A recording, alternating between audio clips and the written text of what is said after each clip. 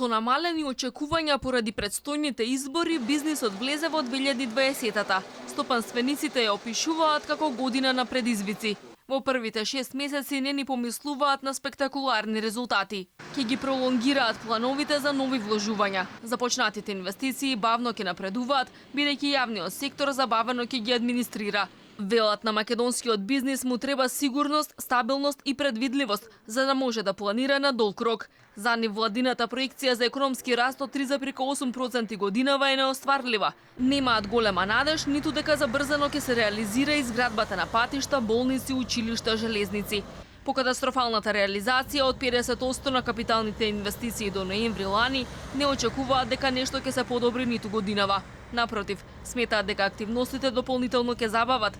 Владата немала слух за нивните барања, евидентни биле недостатоците и во планирањето и во спроведувањето на проектите. Бараме и да се интензивираат работите во 8-миот коридор, односно автопат од Кичево Охрид и таму работиве не се посјајни, но мислам дека главен приоритет останува автопатот, односно трансформација на патот Скопје-Блаце, кој е од клучно значење. Новата влада, без разлика кој ќе ја формира, треба да влезе во борба со корупцијата која ја има на секој чекор. Приоритет е да се обезбеди владење на правото. Бизнисмените се против честото менување на законите. Проблем е да се следат и од страна на компаниите, но и од страна на институциите. Самото тоа што компаниите се недоволно информирани, немаат доволно човечки ресурси во компаниите, за да може да ги следат овие измени, се доведуваат во таква ситуација да прават ненамерни грешки за кои што понатаму следат и соодветни санкции, а се од причина на тоа што во обем овие измени во легислативата се премногу големи и премногу бројни за да можат тие да ги доследат. Бизнисмените се уште не добиле ниту предлози за евентуален премин на службеници од јавниот во приватниот сектор. Велат ниту знаат точно со каков кадар располага администрацијата, ниту пак се оптимисти дека луѓето со отпремнени преквалификација или пак субвенции на придонеси би прифатиле работа во стопанството. Една од најмногу коментираните идеи на Стопанската комора на Северозападна Македонија беше и нивната иницијатива за увоз на работна сила. Додека за некои е неприфатливо ова барање во држава со висока невработеност, тие велат дека тоа е потреба на бизнисот. Во земјава многу бавно се доаѓало до дозвола за престој работа, но за да се направат сите потребни анализи, неопходно било да се направи попис на населението.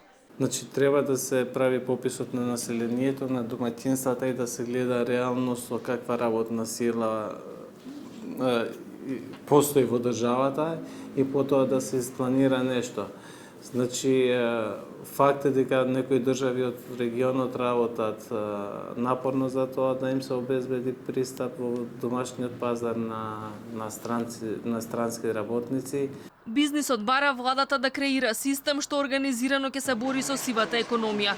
Компаниите што работат нелегално или да се затворат, или да се санкционираат и да станат дел од формалната економија. Доколку сите институции се посветат, кои што имаат ингеренции во тоа да го спроведуваат законот на овој закон, веруваме дека за една година ќе можеме да имаме резултати каде што и до повеќе од 10% ќе успее да се намали сивата економија во Македонија. Од декември се зголеми и минималната плата на 14.500 денари. Додека меѓународните финансиски институции критикуваат дека порастот на платите треба да биде проследен и со зголемена продуктивност, бизнисмените во повеќе наврати алармираат дека ова ќе предизвика изедначување на платите на работниците со различни квалификации.